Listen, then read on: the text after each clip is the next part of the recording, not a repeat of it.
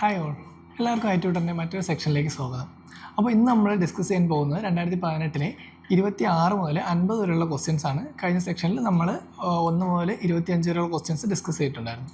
So next 26 to 50 നമുക്ക് start ചെയ്യാം.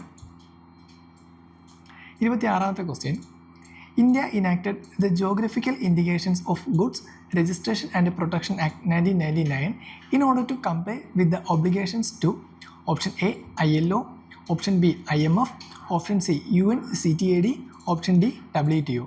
Okay, so എന്തുമായിട്ട് റിലേറ്റ് ആയിട്ടാണ്? Geographical indication of goods. Okay, GI ആയിട്ട് റിലേറ്റ് ആയിട്ടാണ്. നമുക്കറിയാം GI എന്ന് പറയുന്നത് എന്താണ്? നമ്മുടെ WTOയുടെ വേൾഡ് ട്രേഡ് ഓർഗനൈസേഷൻ്റെ 8 ഇൻ്റലക്ച്വൽ പ്രോപ്പർട്ടി ഐറ്റംസിൽ ഒന്നാണ്. ഓക്കെ, സോ അതായത് ഓപ്ഷൻ ഡി. അപ്പോൾ WTO ആയിരിക്കും എന്ത് അതിൻ്റെ ആൻസർ വരുന്നത്. കാരണം GI എന്ന് വെച്ചാൽ എന്താണ്? GI one of the 8 intellectual property items coming under the WTO's ഏത് എഗ്രിമെൻ്റാണ്? ട്രിപ്സ്. ഓക്കെ, ട്രിപ്സിൻ്റെ അണ്ടറിൽ വരുന്നതാണ്. ട്രിപ്സ് എന്ന് നമുക്കറിയാം എന്താണ്? Trade related intellectual property rights.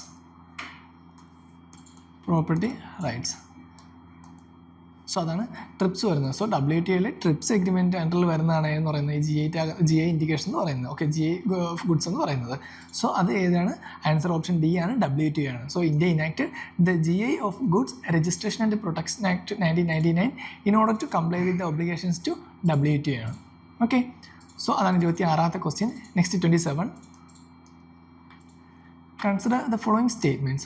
In India, state governments do not have the power to auction non-coal mines. Next, Andhra Pradesh and Jharkhand do not have gold mines. Options third statement പറയുന്നത് Rajasthan has iron ore mines. അപ്പോൾ നമ്മൾ ഏറ്റവും accurate നമുക്ക് അറിയാവുന്ന രീതിക്ക് ഒന്ന് ചിന്തിച്ച് നോക്കാം. മൂന്നാമത്തെ സ്റ്റേറ്റ്മെൻറ്റ് നോക്കി, Rajasthan has iron ore mines. രാജസ്ഥാനിൽ എന്താണ്? അയൺ ഓർ മൈൻസ് ഉണ്ടെന്നാണ് പറയുന്നത്. അത് നമുക്കറിയാം എന്തായാലും എന്താണ് ശരിയാണ്. കാരണം രാജസ്ഥാനിൽ എന്താണ് ഒരുപാട് അയൺ ഓർസൊക്കെ ഉണ്ട്. സോ ആ ഒരു സ്റ്റേറ്റ്മെൻറ്റ് എന്താണ് ശരിയാണ്. മൂന്നാമത്തെ സ്റ്റേറ്റ്മെൻറ്റ് ശരിയാണ്. അപ്പോൾ നമുക്ക് ഏതൊക്കെ ഓപ്ഷൻ എലിമിനേറ്റ് ചെയ്യാം? എ എലിമിനേറ്റ് ചെയ്യാം, ബി എലിമിനേറ്റ് ചെയ്യാം. പിന്നെ നമുക്കുള്ള 1 and 3 ഓൺലിയാണ്. അപ്പോൾ 2 എന്തായാലും തെറ്റാണ് നമുക്ക് മനസ്സിലാവും. കാരണം എന്താണ് നോക്കി, Andhra Pradesh and Jharkhand do not have gold mines. ആന്ധ്രാപ്രദേശിലും ജാർഖണ്ഡിലും എന്താണ് ഗോൾഡ് മൈൻസ് ഇല്ല എന്നാണ് പറയുന്നത്. സോ ആ ഒരു സ്റ്റേറ്റ്മെൻറ്റ് എന്താണ് നമുക്ക് അറിഞ്ഞുകൂടെങ്കിൽ തന്നെ നമുക്ക് ഈ ഓപ്ഷനിൽ നിന്ന് അത് തെറ്റാണെന്ന് മനസ്സിലാവും. സോ ആ ഒരു സ്റ്റേറ്റ്മെൻറ്റ് എന്താണ് തെറ്റാണ്. ഇനി ഫസ്റ്റ് സ്റ്റേറ്റ്മെൻറ്റ് നോക്കി, in India state governments do not have the power to auction non coal mines ആണ് കൊടുത്തേക്കുന്നത്. ഓക്കെ, അപ്പോൾ സ്റ്റേറ്റ് ഗവൺമെൻറ്റ്സ് എന്താണ് നോൺ കോൾ മൈൻസിന് ആക്ഷൻ ചെയ്യാനുള്ള പവർ ഇല്ല എന്നാണ് പറഞ്ഞേക്കുന്നത്. ആ ഒരു സ്റ്റേറ്റ്മെൻറ്റ് എന്താണ് തെറ്റാണ്. ഓക്കെ, സോ സ്റ്റേറ്റ് ഗവൺമെൻറ്റ്സിന് അതിനുള്ള പവർ ഉണ്ട്. സോ ഫസ്റ്റ് സ്റ്റേറ്റ്മെൻറ്റും റോങ് ആണ്. അപ്പോൾ ആൻസർ ഏതായിരിക്കും? ആൻസർ ഓപ്ഷൻ ഡി ആണ്, 3 ഓൺലി ആയിരിക്കും. Okay, so as per the new mining law, അതായത് ന്യൂ മൈനിങ് ലോ ഏതാണ്? Mines and minerals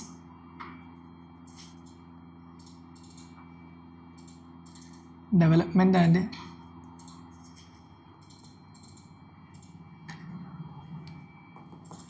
regulation amendment. Okay, regulation amendment act 2005 sorry 2015 ആണേ.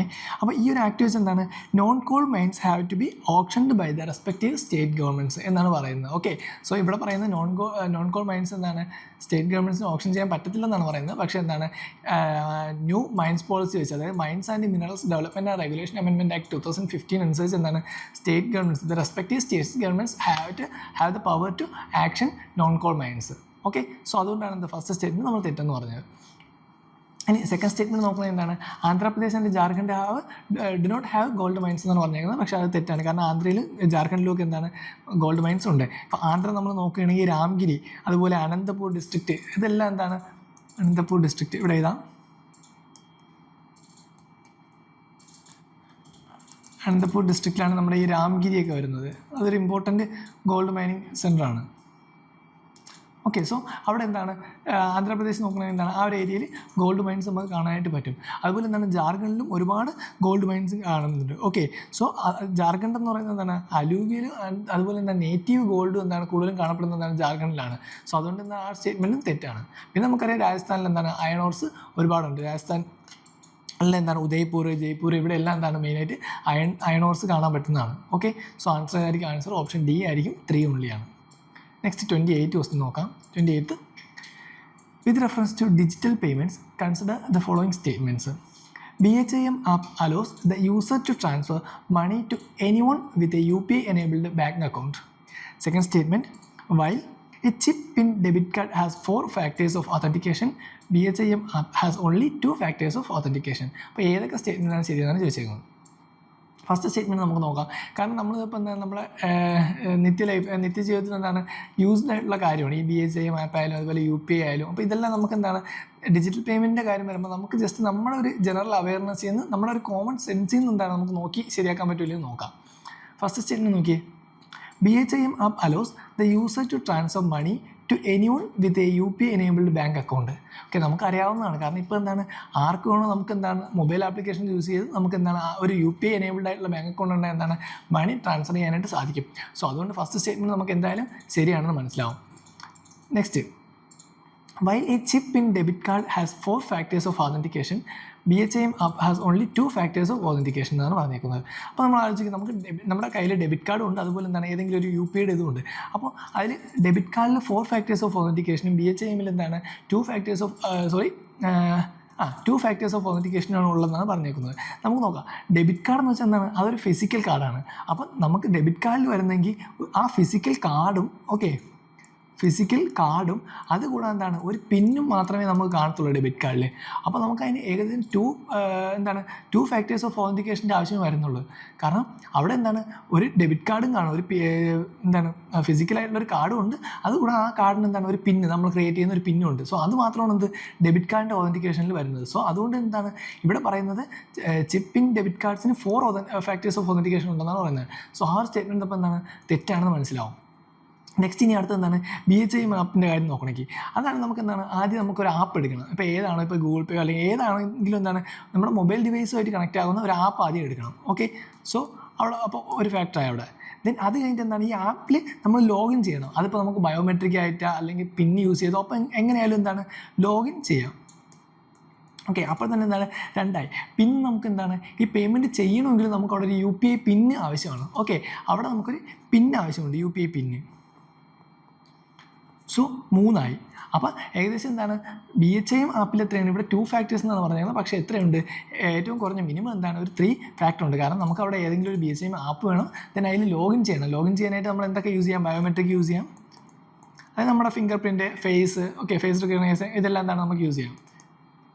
ദെൻ അതുകൂടെ എന്താണ് പിൻ യൂസ് ചെയ്യാം, ദെൻ പാറ്റേൺസ് യൂസ് ചെയ്യാം. ഓക്കെ, അതെല്ലാം എന്താണ് അതിൽ നമുക്ക് യൂസ് ചെയ്യാൻ പറ്റുന്നതാണ്. സോ അപ്പോൾ അത് വേണം. ആൻഡ് ആൾസോ തേർഡ് വൺ പറയുന്നത് എന്താണ് ഒരു UPI പിൻ വേണം. നമുക്ക് പൈസ ട്രാൻസ്ഫർ ചെയ്യണമെങ്കിൽ എമൗണ്ട് ട്രാൻസ്ഫർ ചെയ്യണമെങ്കിൽ എന്താണ് അവിടെ ഒരു UPI പിൻ വേണം. സോ അങ്ങനെ എന്താണ് 3 factors ഓഫ് ഓതൻറ്റിക്കേഷൻ ആണ് എന്ത് അവിടെ BHIM ആപ്പിന് ആവശ്യമുള്ളത്. ഓക്കെ, സോ അപ്പോൾ ഇവിടെ പറഞ്ഞേക്കുന്ന ആൻസർ എന്താണ് റോങ് ആണ്. സ്റ്റേറ്റ്മെൻറ്റ് റോങ് ആണ്. കാരണം വൈൽ ചിപ്പ് ഇൻ ഡെബിറ്റ് കാർഡിന് 4 factorsൻ്റെ ആവശ്യമില്ല, അവിടെ എന്താണ് 2 factorsൻ്റെ ആവശ്യമേ ഉള്ളൂ. അതുകൂടാതെ BHIM ആപ്പിന് 2 factors അല്ല, അവിടെ എന്താണ് 3 factorsൻ്റെ ആവശ്യമുണ്ട്. സോ ആൻസർ ഏതായിരിക്കും? ആൻസർ ഓപ്ഷൻ A ആയിരിക്കും. ഫസ്റ്റ് സ്റ്റേറ്റ്മെൻറ്റ് മാത്രമാണ് ശരി, 1 only ആയിരിക്കും. ഓക്കെ, അപ്പോൾ അതാണ് 28ാമത്തെ ക്വസ്റ്റ്യൻ. കാരണം ഡിജിറ്റൽ പേയ്മെൻറ്റ്സിൻ്റെ കാര്യം വരുമ്പോൾ എന്താണ് നമുക്കെന്താണ് അതിൻ്റെ പ്രോപ്പറായിട്ടുള്ള ആൻസർ അറിയത്തില്ലെങ്കിൽ നമ്മുടെ ഒരു ഡെയിലി നടക്കുന്ന കാര്യങ്ങൾ വെച്ച് അല്ലെങ്കിൽ നമ്മൾ യൂസ് ചെയ്യുന്ന ആ ഒരു ഇത് വെച്ച് എന്താണ് എലിമിനേറ്റ് ചെയ്യാനായിട്ട് നോക്കുക. ഓക്കെ, അപ്പോൾ അതാണ് 28th question. Next 29. Among the following cities, which one lies on a longitude closest to the Delhi? Okay, Delhi ആയിട്ട് അടുത്തുള്ള ലോഞ്ചിറ്റ്യൂഡ് എന്നാണ് വെച്ചാൽ. അപ്പോൾ ലോഞ്ചിറ്റ്യൂഡും അതുപോലെ ലാറ്റിറ്റ്യൂഡും എന്താണ് നമ്മൾ ജസ്റ്റ് നോക്കി വയ്ക്കണം. ഇമ്പോർട്ടൻ്റ് ആയിട്ടുള്ള ലാറ്റിറ്റ്യൂഡ്സുകൾ എസ്പെഷ്യലി ഏതൊക്കെയാണ് tropic of cancer, Capricorn, then എന്താണ് ഇക്വേറ്റർ. അപ്പോൾ ഇതെല്ലാം ഇമ്പോർട്ടൻ്റ് ആയിട്ടുള്ള ലാറ്റിറ്റ്യൂഡ്സ് ആണ്. അപ്പോൾ അത് നോക്കി വയ്ക്കുക. അതുകൂടാതെ എന്താണ് ഇന്ത്യയിൽ കൂടെ പോകുന്ന ലോഞ്ചിറ്റ്യൂഡ്സ് ഏതെങ്കിലും ഉണ്ടോ? നമുക്കിപ്പോൾ അറിയാം നമ്മുടെ എന്താണ് മിർസാപൂർ കൂടെ പോകുന്നുണ്ട്, നമ്മുടെ ഇന്ത്യൻ ടൈം ലൈൻ. ഓക്കെ, അപ്പോൾ അതെല്ലാം എന്താണ് ഇന്ത്യൻ ഡേറ്റ് ലൈനൊക്കെ എന്താണ് നമ്മൾ നോക്കി വയ്ക്കുക. അത് ഏതൊക്കെ സ്റ്റേറ്റിലൂടെ പോകുന്നുണ്ട്, അതുപോലെ എന്താണ് ട്രോപ്പിക് ഓഫ് ക്യാൻസർ ഇന്ത്യയിൽ ഏതൊക്കെ സ്റ്റേറ്റിൽ കൂടെ പോകുന്നുണ്ട്. അപ്പോൾ ഇതെല്ലാം എന്താണ് ജസ്റ്റ് ഇമ്പോർട്ടൻ്റ് ആയിട്ട് നമ്മുടെ ജോഗ്രഫി പരമായിട്ട് നോക്കി വയ്ക്കേണ്ട കാര്യങ്ങളാണ്. ഓക്കെ, അപ്പോൾ ഇവിടെ ചോദിച്ചേക്കുന്നത് എന്താണ് among the following cities which one lies on a longitude closest to that of Delhi. Okay, നമുക്കിവിടെ മാപ്പ് കൊടുത്തിട്ടുണ്ട്, അതിൽ നിന്ന് നമുക്ക് മനസ്സിലാവും ഏതൊക്കെയാണ് ഡൽഹിയും അതുപോലെ എന്താണ് ബാംഗ്ലൂരുമാണ് ഏറ്റവും അടുത്തായിട്ട് നിൽക്കുന്നത്. ഇവിടെ ഡൽഹി ഉണ്ട്, സോ അതുപോലെ ഇവിടെ ബാംഗ്ലൂരുണ്ട്. ബാക്കി ഓപ്ഷൻസ് ഏതൊക്കെയാണ് ഹൈദരാബാദ്, നാഗ്പൂർ, പൂനെ. ഇതൊന്നുമല്ല. ഓക്കെ, ബാംഗ്ലൂരും ഡൽഹിയാണ്. അപ്പോൾ ആൻസർ എന്തായിരിക്കും? ആൻസർ ഓപ്ഷൻ A ആണ്, ബാംഗ്ലൂർ ആയിരിക്കും. അത് നമുക്ക് എന്താണ് വേറെ ഡിസ്കസ് ചെയ്യാനില്ല. നമുക്ക് മാപ്പിംഗ് ഏകദേശം ഒരു ഐഡിയ ഉണ്ടായാൽ മാത്രമേ നമുക്ക് ആ ഒരു ക്വസ്റ്റ്യൻ അറ്റൻഡ് ചെയ്യാനായിട്ട് സാധിക്കത്തുള്ളൂ. അടുത്ത 30ാമത്തെ question. International Labour Organization, okay, International Labour Organization, ILO. Conventions 138 and 182 are related to. Okay, so International Labour Organization's conventions 138 and 182 are related to what? Okay, അപ്പോൾ ലേബർ ഓർഗനൈസേഷൻ്റെ ഇതിൽ എന്താണ് 138ഉം 182ഉം എന്തിനെ റിലേറ്റ് ചെയ്യുന്നതാണ് ചോദിച്ചേക്കുന്നത്. നമുക്ക് ഏതെങ്കിലും എലിമിനേറ്റ് ചെയ്യാൻ പറ്റുമെന്ന് നോക്കാം. ഫസ്റ്റ് വൺ ചൈൽഡ് ലേബർ പറയുന്നുണ്ട്, ചാൻസ് വരാം.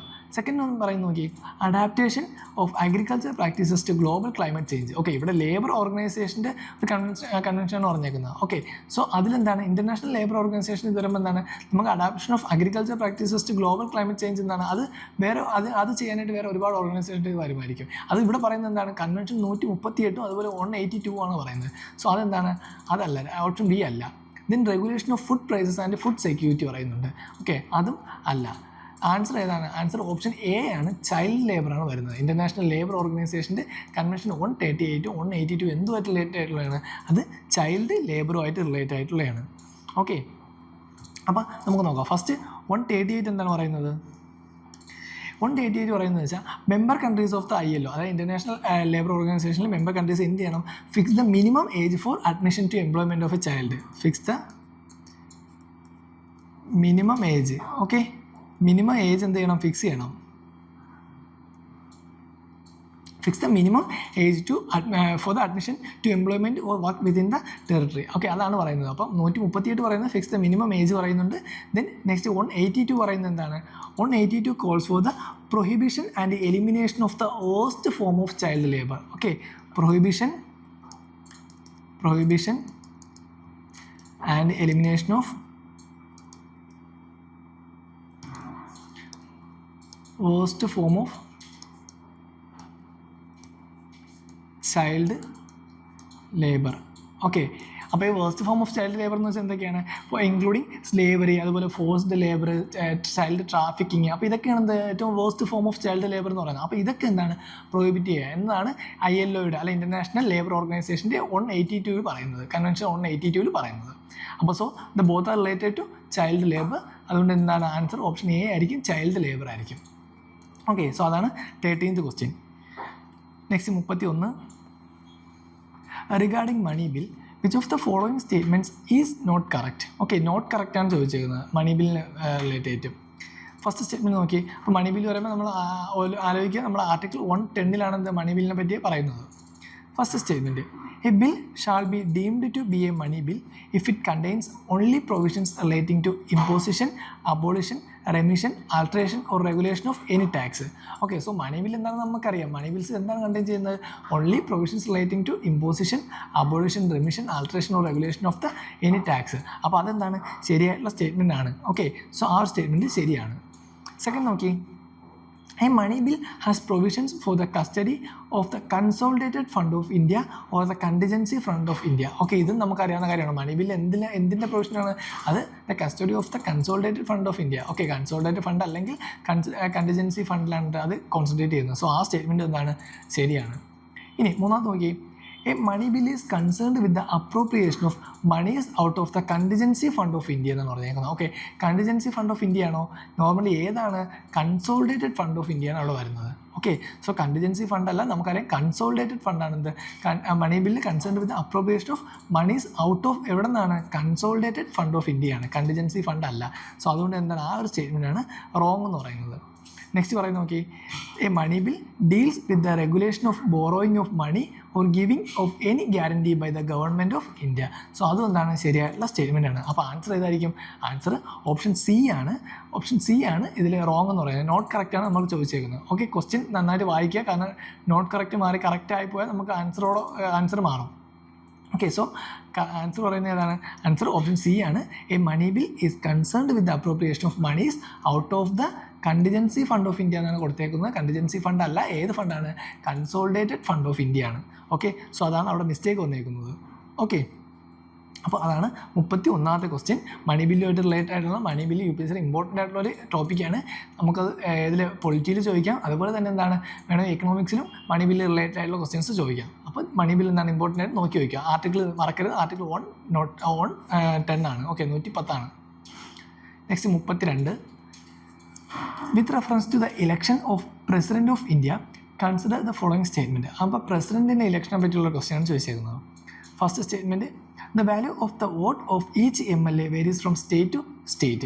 Second statement, the value of the vote of MPs of the Lok Sabha is more than the values of the votes of MPs of the Rajya Sabha. അപ്പോൾ ഇതിൽ ഏതൊക്കെ സ്റ്റേറ്റ്മെൻറ്റാണ് ശരിയെന്നാണ് ചോദിച്ചേക്കുന്നത്. First statement നോക്കി, the value of the vote of each MLA varies from state to state. ഓരോ MLAയുടെ വോട്ട്സിൻ്റെ value എന്താണ് സ്റ്റേറ്റ്സ് വെച്ച് എന്താണ് വേരി ചെയ്യുന്നതെന്നാണ് പറയുന്നത്.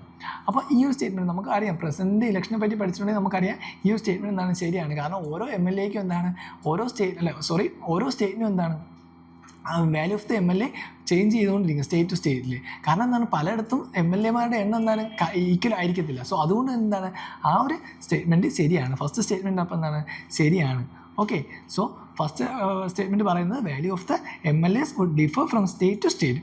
കാരണം അതെന്താണ് ഒരു പോപ്പുലേഷൻ്റെ ബേസിലാണ് നമ്മൾ MLAമാരെ സെലക്ട് ചെയ്യുന്നത്. സോ അതുകൊണ്ട് എന്താണ് ഫസ്റ്റ് സ്റ്റേറ്റ്മെൻറ്റ് ശരിയാണ്.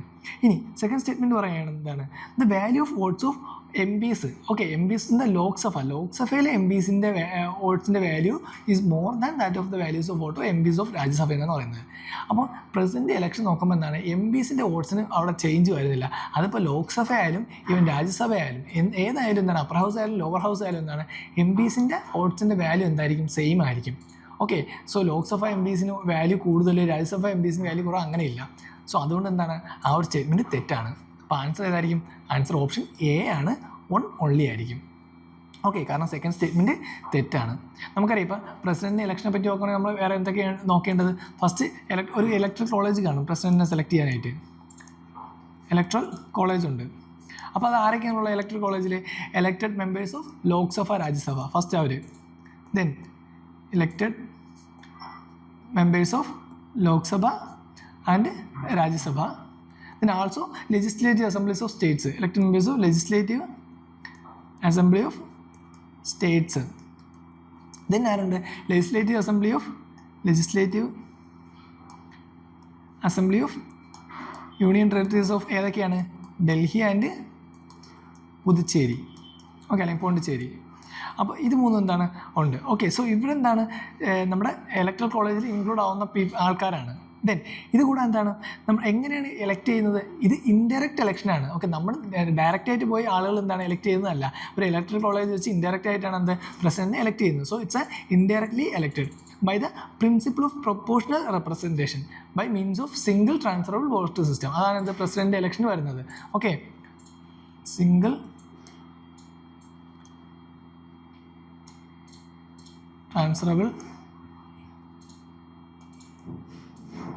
വോട്ട് സിസ്റ്റം, അതായത് പ്രസിഡന്റ് ഇലക്ഷനിൽ വരുന്നത്.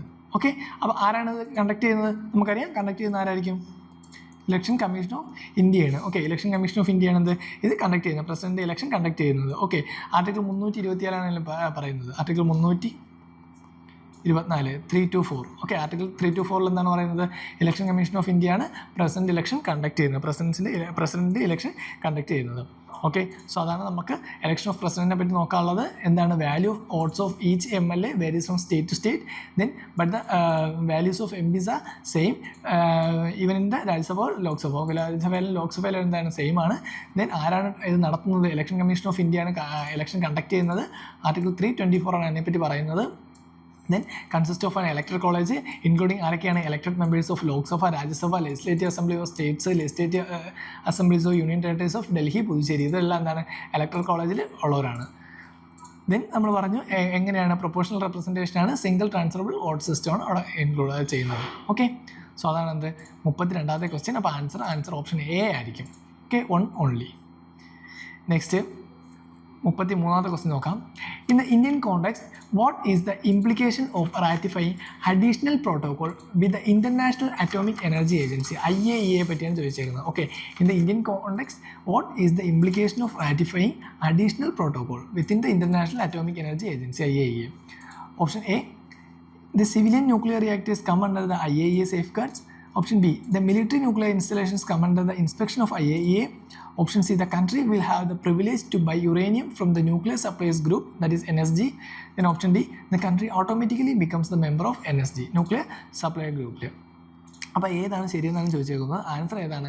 ആൻസർ ഓപ്ഷൻ എ ആണ്. നമുക്ക് അറിഞ്ഞിരുന്നാൽ മാത്രമേ എഴുതാനായിട്ട് പറ്റത്തുള്ളൂ. ഓക്കെ, സോ ഇന്ത്യ എന്ത് ചെയ്തിട്ടുണ്ട്? Additional protocol to the international atomic energy sign ചെയ്തിട്ടുണ്ട്. IAEA എന്താണ് ഇന്ത്യ സൈൻ ചെയ്തിട്ടുണ്ട്. എന്നാണ്? അത് 2009 ഇന്ത്യ സൈൻ ചെയ്തത്. 2009 മെയ് 15 ഇന്ത്യ ഇതിലേക്ക് സൈൻ ചെയ്തത്. Okay, and also an additional protocol to the safeguard agreement between government of India and IAEA for the application of safeguards to civilian nuclear reactors come under the IAEA safeguards entered into force on 25th July 2014. Okay, so അപ്പോൾ government of India അതുപോലെ IAEA കൂടെ, okay, അതായത് international atomic energy ഏജൻസിയും കൂടെ തമ്മിൽ എന്താണ് 25th July 24 civilian nuclear reactors ഇതിൻ്റെ അണ്ടറിലേക്ക് കൊണ്ടുവരണമെന്ന്, IAEA safe ഗാർഡിൻ്റെ അണ്ടറിലേക്ക് കൊണ്ടുവരണമെന്നുള്ള കാര്യം സൈൻ ചെയ്തു. And also it into force. Okay, അത് 25 ജൂലൈ 2014 ഫോഴ്സിലേക്ക് വന്നത്. ഓക്കെ, സോ അതാണെന്ത് 33ാമത്തെ ക്വസ്റ്റ്യൻ. അത് നമുക്ക് അറിഞ്ഞിരുന്നാൽ മാത്രമേ എഴുതാൻ പറ്റുള്ളൂ. കറണ്ട് അഫയേഴ്സ് റിലേറ്റഡ് ആയിട്ടുള്ള ഒരു ക്വസ്റ്റ്യൻ കൂടിയാണ്. Okay, so in the context, the implication of ratifying the additional protocol with the International Atomic Energy Agency, the civilian nuclear reactors come under the IAEA safeguards. അതാണ് right answer എന്ന് പറയുന്നത്. Next 34. Consider the following countries: Australia, Canada, China, India, Japan, USA. Which one of them above are the among free trade partners of ASEAN? Okay, ASEAൻ്റെ free trade partners ഏതൊക്കെയാണെന്നാണ് ചോദിച്ചേക്കുന്നത്. Okay, association of south east Asian നേഷൻസിനെ പറ്റിയാണ് പറയുന്നത്. അപ്പോൾ അതിൻ്റെ free trade partners ഏതൊക്കെയാണെന്നാണ് ചോദിച്ചേക്കുന്നത്. ഓപ്ഷൻ എ പറയുന്നത് 1, 2, 4, 5, ഓപ്ഷൻ ബി 3, 4, 5, 6, 1, 3, 4, 5, ദെൻ 2, 4, 2, 3, 4, 6. അപ്പോൾ ഇതിൽ ഏതാണ് free trade partners of Asia എന്നാണ് ചോദിച്ചേക്കുന്നത്. ഓക്കെ, അപ്പോൾ നോക്കാം. ഫസ്റ്റ് നോക്കി ഓസ്ട്രേലിയ. ഓക്കെ, ഓസ്ട്രേലിയ എന്താണ് അതിൻ്റെ ഫ്രീ ട്രേഡ് പാർട്ട്നേഴ്സിലുള്ളതാണ്. പിന്നെ നമുക്ക് എന്തായാലും ഷുവർ പറയാവുന്നത് ഇന്ത്യയാണ്. ഓക്കെ, ഇന്ത്യയും എന്തായാലും ഉണ്ട്. സോ 1ഉം 4ഉം ഉള്ള ഓപ്ഷൻസ് നമുക്ക് നോക്കാം. അപ്പോൾ നമുക്ക് ഡിയും എലിമിനേറ്റ് ചെയ്യാം, ബിയും എലിമിനേറ്റ് ചെയ്യാം. ബാക്കി രണ്ടിൽ 1, 2, 4, 5, 1, 3, 4, 5. ഓക്കെ, അപ്പോൾ 4, 5 ഉണ്ട്, കോമൺ ആണ്. അപ്പോൾ USA ജപ്പാൻ എന്തായാലും ഉണ്ട്. ഓക്കെ, ഇനിയുള്ള ഏതാണ്? 1, 2, 4, 5 ഉണ്ട്, 1, 3, 4, 5 ഉണ്ട്. ഓക്കെ, കാനഡയാണോ ചൈനയാണോ എന്നാണ് നോക്കേണ്ടത്. ഓക്കെ, പക്ഷേ നമ്മുടെ ഫ്രീ ട്രേഡ് ഏഷ്യൻ്റെ ഫ്രീ ട്രേഡ് അഗ്രിമെൻറ്റ്സിൽ എന്താണ് കാനഡയ്ക്ക് ഇമ്പോർട്ടൻസ് ഇല്ല. ഓക്കെ, കാനഡ അതിൽ വരുന്നില്ല. ഓക്കെ, സോ 2 എന്നുള്ള ഓപ്ഷൻ എന്താണ് നമുക്ക് എലിമിനേറ്റ് ചെയ്യാം. അപ്പോൾ കാനഡ ഇല്ല. അപ്പോൾ ഏതായിരിക്കും ആൻസർ? ഓപ്ഷൻ സി ആണ്. 1, 3, 4, 5 ആണ്. ഏതൊക്കെയാണ്? Australia, China, India, Japan. കാനഡയും USA എന്താണ് അതിൽ ഇൻക്ലൂഡ് ആവുന്നില്ല. ഓക്കെ, കാനഡയും USAയും ASEAൻ്റെ ഫ്രീ ട്രേഡ് അഗ്രിമെൻറ്റ്സിൽ ഇല്ല. ഓക്കെ, സോ ഏതൊക്കെയാണ്? Australia, China, India, Japan. ഈ 4 കൺട്രീസാണ് ഉള്ളത്. ഇത് കൂടാതെ തന്നെ എന്താണ് ഏഷ്യാൻ്റെ ഫ്രീ ട്രേഡ് അഗ്രിമെൻറ്റിലുള്ള വേറെ 2 കൺട്രീസാണ് ഏതൊക്കെ? റിപ്പബ്ലിക് ഓഫ് കൊറിയയും അതുപോലെ റിപ്പബ്ലിക് ഓഫ് കൊറിയയും അതുപോലെ ഏതാണ്? New Zealand.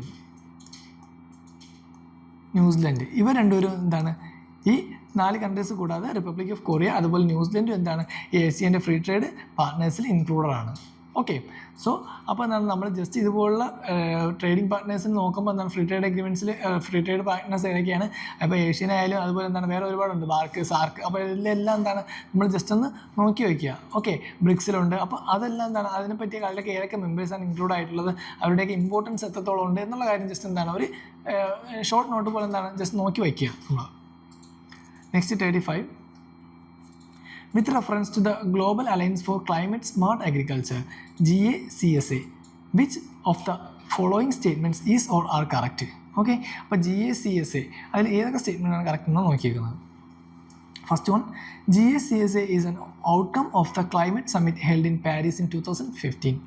Second one, membership of GACSA does not create any binding obligations. Third one, India was instrumental in the creation of GACSA. അപ്പോൾ നമുക്ക് അറിഞ്ഞിരുന്നാൽ മാത്രമേ ഈ ഒരു ക്വസ്റ്റിന് അറ്റൻഡ് ചെയ്യാനായിട്ട് പറ്റത്തുള്ളൂ. ഓക്കെ, സോ ഫസ്റ്റ് പറയുന്നത് GACSA എന്ന് പറയുന്നത് എന്താണ്? Is an outcome of the climate summit held in Paris 2015 എന്നാണ് പറയുന്നത്. ഈ ഒരു സ്റ്റേറ്റ്മെൻറ്റ് എന്താണ്? തെറ്റാണ്. ഓക്കെ, കാരണം അത് എപ്പോഴാണ് launch in the UN climate summit in New York in September 2014 ആണ്. Okay, UN climate summit in New York, September 2014.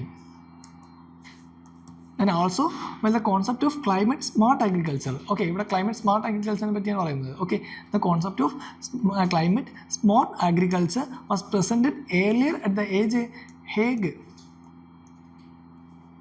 Hague Conference of 2010. അപ്പോൾ 2010 ഹേഗ് കോൺഫറൻസിൽ തന്നെ ഓൾറെഡി എന്താണ് ഈ ക്ലൈമറ്റ് സ്മാർട്ട് അഗ്രികൾച്ചറിനെ പറ്റി ഡിസ്കസ് ചെയ്തിട്ടുണ്ടായിരുന്നു, അല്ലെങ്കിൽ അതിനെപ്പറ്റി ആ ഒരു കോൺസെപ്റ്റ് എന്താണ് കൊണ്ടുവന്നിട്ടുണ്ടായിരുന്നു. ആൻഡ് ആൾസോ ഇത് ലോഞ്ച് ചെയ്തതാണ് UN ക്ലൈമറ്റ് സബ്മിറ്റ് ന്യൂയോർക്കിൽ 2014 ഓക്കെ, സോ ഫസ്റ്റ് സ്റ്റേറ്റ്മെൻറ്റ് അപ്പോൾ എന്താണ് റോങ് ആണ്. നെക്സ്റ്റ് സെക്കൻഡ് സ്റ്റേറ്റ്മെൻറ്റ് പറയുന്നത് ശരിയാണ്. Membership of GACSA does not create any binding obligations. Okay, അങ്ങനെ ഒരു ബൈൻഡിങ് ഒബ്ലിഗേഷൻസ് ക്രിയേറ്റ് ചെയ്യുന്നില്ല. സോ സെക്കൻഡ് സ്റ്റേറ്റ്മെൻറ്റ് എന്താണ് ശരിയാണ്. Third one, India was instrumental in the creation of GACSA. India എന്താണ് അതിൻ്റെ ക്രിയേഷനിൽ എന്താണ് ഇൻസ്ട്രുമെൻ്റൽ പാർട്ട് ഉണ്ടായിരുന്നു എന്നാണ് പറഞ്ഞത്. പക്ഷേ എന്താണ് ആ ഒരു സ്റ്റേറ്റ്മെൻറ്റ് തെറ്റാണ്. കാരണം India is a signatory to the alliance. India ഈ ഒരു അലയൻസിൽ സിഗ്നേച്ചറി ആയിരുന്നു, but it was not among the founding members. Okay, India was not among the founding members. India എന്താണ് ഫൗണ്ടിങ് മെമ്പേഴ്സിൽ അംഗമായിരുന്നില്ല. അതുകൊണ്ട് തന്നെ എന്താണ് it was the instrumental in the creation. Okay, so ആ ഒരു സ്റ്റേറ്റ്മെൻറ്റ് എന്താണ് ശരിയല്ല. ഓക്കെ, അതും തെറ്റാണ്. കാരണം ഇന്ത്യ അതിൻ്റെ ഫൗണ്ടിങ് മെമ്പേഴ്സ് അല്ലായിരുന്നു. സോ അതുകൊണ്ട് എന്താണ് know the instrumental in the creation of GACSA. So അതുകൊണ്ട് തന്നെ മൂന്നാമത്തെ സ്റ്റേറ്റ്മെൻറ്റ് തെറ്റാണ്. സോ ആൻസർ ഏതായിരിക്കും? ആൻസർ ഓപ്ഷൻ B 2 ഓൺലി ആയിരിക്കും. 35ാമത്തെ ക്വസ്റ്റ്യൻ അപ്പോൾ എന്തായിരിക്കും? ഓപ്ഷൻ B ആണ്, 2 ഓൺലി ആണ്. Membership of GACSA does not create any binding obligations. അതുപോലെ GACSA is an outcome of the climate summit held in Paris 2015 അല്ല, it is UN climate summit in New York 2014 ആണ്. അതിന് മുമ്പ് തന്നെ എന്താണ് ഹേജ് കോൺഫറൻസിൽ 2010 ഹേജ് കോൺഫറൻസിൽ എന്താണ് ഈ ഒരു കൺസെപ്റ്റ് അവതരിപ്പിച്ചിട്ടുണ്ടായിരുന്നു. And also India was not the founding members. അതുകൊണ്ട് എന്താണ് nor was the instrumental of creation of GACSA. Okay, അപ്പോൾ ആൻസർ ഓപ്ഷൻ B ആണ്, 2 ഓൺലി ആയിരിക്കും. അപ്പോൾ അതാണ് 35ാമത്തെ question. Next 36. Which of the following is or are the aim or aims of Digital India plan of the Government of India? First statement, formation of India's own internet companies like China did. Option B, statement 2, establishment a policy framework encourage overseas multinational corporations that collect big data to build their large data centers within our national geographical boundaries. മൂന്നാമത്തെ statement, connect many of our villages to the internet and bring wifi to many of our schools, public places and major tourist centres. അപ്പോൾ ഇതിൽ ഏതൊക്കെ സ്റ്റേറ്റ്മെൻറ്റാണ് digital India ആയിട്ട് related ആയിട്ട് ശരിയെന്നാണ് ചോദിച്ചേക്കുന്നത്. മൂന്നാമത്തെ statement നമുക്ക് എന്തായാലും ശരിയാണെന്ന് മനസ്സിലാവും. കാരണം എന്താണ് ഡിജിറ്റൽ ഇന്ത്യയുടെ മെയിൻ എയിം എന്ന് പറഞ്ഞാൽ തന്നെ എന്താണ് connect many of our villages to the internet and bring wifi to many of our schools, public places and major tourist centres. നമ്മുടെ ഇപ്പോൾ ഡേ ടു ഡേ ലൈഫിൽ കണ്ടുകൊണ്ടിരിക്കുന്ന ഒരു കാര്യമാണ്. ഓക്കെ, സോ ഇത് നമുക്ക് എന്താണ് എന്തായാലും ശരിയാണെന്ന് മനസ്സിലാവും. സോ 3 ശരിയാകുമ്പോൾ എന്താണ് ഓപ്ഷൻ A നമുക്ക് എലിമിനേറ്റ് ആയിട്ട് പറ്റും. ബാക്കി സ്റ്റേറ്റ്മെൻറ്റ് നോക്കി, formation of India's on internet companies like China did. ഇങ്ങനെയൊരു സ്റ്റേറ്റ്മെൻറ്റ് ശരിയാണോ? Formation of India's on internet companies like China did എന്നാണ് പറയുന്നത് ഡിജിറ്റൽ ഇന്ത്യയെ പറ്റി പറയുമ്പോൾ. കാരണം അങ്ങനത്തെ ഒരു എന്താണ് നമ്മുടെ ഡിജിറ്റൽ ഇന്ത്യയിലെ കൺസെപ്റ്റിൽ ഇല്ല. സോ അതുകൊണ്ട് എന്താണ് ആ ഒരു സ്റ്റേറ്റ്മെൻറ്റ് തെറ്റാണ്. ഓക്കെ, സോ ഡിജിറ്റൽ ഇന്ത്യയിൽ വരുന്നത് എന്താണ് ഡിജിറ്റൽ ഇന്ത്യ എന്ന് പറയുന്നത് അത് more about empowerment and delivery of സർവീസസിലാണ് ഉദ്ദേശിക്കുന്നത്. അല്ലാതെ എന്താണ് അത് മറ്റുള്ളവരുമായിട്ട് മത്സരം അങ്ങനത്തെ ഒരു ഇതൊന്നും ഉദ്ദേശിക്കുന്നില്ല. Okay, so it's more about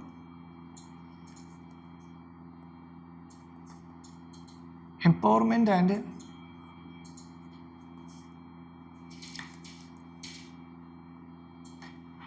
delivery of service. Okay, അതാണ് അതിൻ്റെ കൺസെപ്റ്റ് എന്ന് പറയുന്നത്. സോ അതുകൊണ്ട് എന്താണ് അവിടെ ഒരു കോമ്പറ്റീഷനോ കാര്യങ്ങളൊക്കെ എന്താണ് വളരെ കുറവായിരിക്കും. സോ ഫസ്റ്റ് സ്റ്റേറ്റ്മെൻറ്റ് എന്താണ് തെറ്റാണ്. Then establish a policy framework encourage overseas multinational corporations that collect big data to build their large data centers within our national geographic boundaries. ആ സ്റ്റേറ്റ്മെൻറ്റ് എന്താണ് തെറ്റാണ്. അങ്ങനത്തെ ഒരു കാര്യം എന്താണ് ഡിജിറ്റൽ ഇന്ത്യയുടെ അണ്ടറിലില്ല. സോ സെക്കൻഡ് സ്റ്റേറ്റ്മെൻറ്റ് എന്താണ് റോങ് ആണ്. അപ്പോൾ ആൻസർ ഏതായിരിക്കും? ആൻസർ ഓപ്ഷൻ B 3 ഓൺലി ആയിരിക്കും. അത് മാത്രമാണ് ഡിജിറ്റൽ ഇന്ത്യയുടെ മെയിനായിട്ടുള്ള ഒരു കൺസെപ്റ്റിൽ പറയുന്നത്. ഓക്കെ, സോ ഡിജിറ്റൽ ഇന്ത്യ എന്ന് പറഞ്ഞാൽ എന്താണ് focuses on digitalising the government service and improving. എന്താണ് ഇമ്പ്രൂവ് ചെയ്യുന്നത്? നമ്മുടെ ഓൺലൈൻ ഇൻഫ്രാസ്ട്രക്ചർ, അതുപോലെ തന്നെ എന്താണ് നമ്മുടെ ഇൻ്റർനെറ്റ് കണക്ടിവിറ്റി, ഇതെല്ലാം ഇൻക്രീസ് ചെയ്യുക എന്നുള്ളൊരാണ് എന്ത് ലക്ഷ്യം എന്ന് പറയുന്നത്. Okay, so improving our online internet connectivity, the infrastructure, government services, ഇതെല്ലാം എന്താണ് ഡിജിറ്റലൈസ് ചെയ്യുക, ഇമ്പ്രൂവ് ചെയ്യുക. ഇതിനൊക്കെ വേണ്ടിയാണ് ഡിജിറ്റൽ ഇന്ത്യ എന്ന് പറയുന്ന ഒരു കൺസെപ്റ്റ് നമ്മൾ കൊണ്ടുവന്നത്. ഓക്കെ, നമ്മുടെ പ്രൈം മിനിസ്റ്റർ 2015 ജൂലൈ 1 2015 ജൂലൈ 1 ഇത് ഇനാഗുറേറ്റ് ചെയ്തത്, അല്ലെങ്കിൽ ഇത് ലോഞ്ച് ചെയ്തത് എന്താണ് 2015 July 1 so digital India initiative പറയുമ്പോൾ എന്താണ്, നമ്മൾ പ്രധാനപ്പെട്ട ഇതുപോലുള്ള എയിംസ് കാര്യങ്ങൾ എന്താണ് നോക്കി വയ്ക്കുക. അതുകൂടെ അതിൻ്റെ പ്രധാനപ്പെട്ട ഒരു എയിം അല്ലെങ്കിൽ ഒബ്ജക്റ്റീവ് എന്താണ്, connect many of our villages. നമ്മുടെ മൂന്നാമത്തെ സ്റ്റേറ്റ്മെൻറ്റ് പറയുന്ന പോലെ connect many of our villages to the internet and bring wifi connection to many of our schools, then public places, major tourist centres. Okay, ഇതൊക്കെയാണ് എന്ത് digital ഇന്ത്യയുടെ പ്രധാനപ്പെട്ട AIIMS അല്ലെങ്കിൽ പ്രധാനപ്പെട്ട ഒബ്ജക്റ്റീവ്സ് എന്ന് പറയുന്നത്. ഓക്കെ, സോ ആദ്യത്തെ 2 സ്റ്റേറ്റ്മെൻറ്റ് തെറ്റാണ്, മൂന്നാമത്തെ സ്റ്റേറ്റ്മെൻറ്റ് മാത്രമാണ് എന്ത് ഡിജിറ്റൽ ഇന്ത്യയെ പറ്റി ശരിയായിട്ടുള്ള statement. Okay, so 36 answer option B ആണ്, 3 ഓൺലി മാത്രമാണ് ശരി. Next 37 town sometimes mentioned in news country. Okay, again ഒരു കറണ്ട് അഫയേഴ്സ് റിലേറ്റഡ് ആയിട്ടുള്ളതാണ്. നമ്മൾ ന്യൂസിലൊക്കെ അറിഞ്ഞിരുന്നാൽ മാത്രം, ന്യൂസിലൊക്കെ കണ്ട് സ്ഥലം മനസ്സിലാക്കിയാൽ മാത്രമേ എന്തിന് ആൻസർ ചെയ്താനായിട്ട് പറ്റുള്ളൂ. Aleppo Syria, Kirkuk Yemen, Mosul Palestine, Mazari Sharif Afghanistan. Okay, so ഇതിൽ ഏതൊക്കെ സ്റ്റേറ്റ്മെൻറ്റാണ് ശരിയെന്നാണ് ചോദിച്ചത്. ഏതൊക്കെയാണ് കറക്റ്റ്, ഏതൊക്കെ പേരാണ് കറക്റ്റായിട്ട് മാച്ച് ചെയ്തേക്കുന്നതെന്ന് ചോദിച്ചേക്കുന്നത്. ഏതൊക്കെയാണ് ആൻസർ? ഓപ്ഷൻ ബി ആണ്, 1ഉം 4ഉം മാത്രമാണ് ഇത് കറക്റ്റായിട്ട് മാർക്ക് ചെയ്തിട്ടുള്ളത്. ഓക്കെ, ഓപ്ഷൻ ബി 1ഉം അതുപോലെ എന്താണ് 4 മാത്രമാണ് ഇത് കറക്റ്റായിട്ട് മാർക്ക് ചെയ്തിട്ടുള്ളത്. അതായത് ആലപ്പോ എന്ന് പറയുന്നത് എവിടെയാണ്? സിറിയയിലാണ്. പക്ഷേ കിർക്കുക്ക് എന്ന് പറയുന്നത് യമനിലല്ല, പകരം എവിടെയാണ്? ഇറാഖിലാണ്. ഓക്കെ, കിർക്കുക്ക് ഇറാഖിലാണ്. ഓക്കെ, ഇറാഖിൻ്റെ എന്താണ് ഒരു ഓയിൽ റിച്ച് സിറ്റിയാണ് എന്ന് പറയുന്നത് കിർക്കുക്ക് എന്ന് പറയുന്നത്. ഇറാഖിലെ ഒരു ഓയിൽ റിച്ച് സിറ്റിയാണ്. നമ്മുടെ നോർത്തേൺ ഇറാഖിലായിട്ടാണ് പ്രോപ്പറായിട്ട് വരുന്നത്. നോർത്തേൺ ഇറാഖിൽ ഒരു ഓയിൽ റിച്ച് സിറ്റിയാണ് എന്ന് പറയുന്നത് കിർക്കുക്ക് എന്ന് പറയുന്നത്. നെക്സ്റ്റ് മോസൂൾ എന്താണ്? അതും ഇറാഖിലെ പ്ലേസ് ആണ്. പലസ്തീൻ അല്ല, അതും എവിടെയാണ്? ഇറാഖാണ്.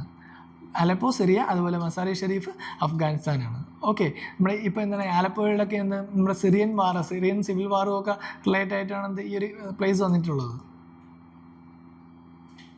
സിറിയൻ സിവിൽ വാർ. ഓക്കെ, സോ അപ്പോൾ അതാണ്. അപ്പോൾ ആൻസർ ഓപ്ഷൻ ബി ആണ്, 1 and 4 ആണ് കറക്റ്റായിട്ട് മാച്ച് ചെയ്തേക്കുന്നത്. കിർക്കുക്കും അതുപോലെ മൊസൂളും എവിടുത്തെ പ്ലേസസ് ആണ്? ഇറാഖിലെ പ്ലേസസ് ആണ്.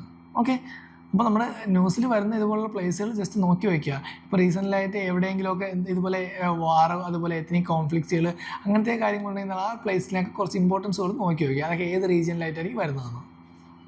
Next 38 In the Federation established by the Government of India Act 1935, residuary powers were given to the option A Federal Legislature, option B Governor General, option C Provincial Legislature, option D Provincial Governors. Okay, so in the Federation established by the Government of India Act, residuary powers. Okay, residuary powers ആർക്കാണ് കൊടുത്തതെന്നാണ് ചോദിച്ചേക്കുന്നത്. നമുക്കറിയാം ആർക്കാണ് residuary powers vested in the governor general. Okay, governor general ആയിരിക്കും എന്ത് residuary power കൊടുത്തേക്കുന്നത്. Okay, so ഈ government of ഇന്ത്യയിൽ പറയുന്നത് എന്താണ്? ഓൾ ഇന്ത്യ ഫെഡറേഷൻ എന്നുള്ള കൺസെപ്റ്റ് കൊണ്ടുവരുന്നത്. അത് വെച്ച് എന്താണ് ഫെഡറേഷനെ നമ്മുടെ ലെജിസ്ലേറ്റീവ് പവേഴ്സിന് എന്താണ് 3 ഡിസ്റ്റിങ്ക്റ്റ് ലിസ്റ്റായിട്ട് മാറ്റിയിട്ടുണ്ട്. ഏതൊക്കെയാണ്? ഫസ്റ്റ് ലിസ്റ്റ് ഫെഡറൽ ലിസ്റ്റ് എന്ന് പറയുന്നുണ്ട്. First list federal list. Then second വരുന്നത് എന്താണ്? Provincial list.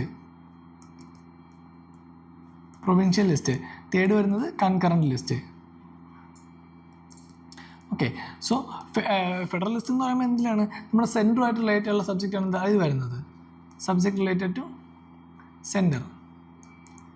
പ്രൊവിൻഷ്യൽ ആകുമ്പോൾ നോർമലി ഏതായിരിക്കും? Subject for provinces. കൺകറൻ്റ് ആകുമ്പോൾ ഏതൊക്കെയായിരിക്കും? ബോത്തിലുള്ളത്, രണ്ടിലുള്ളത്.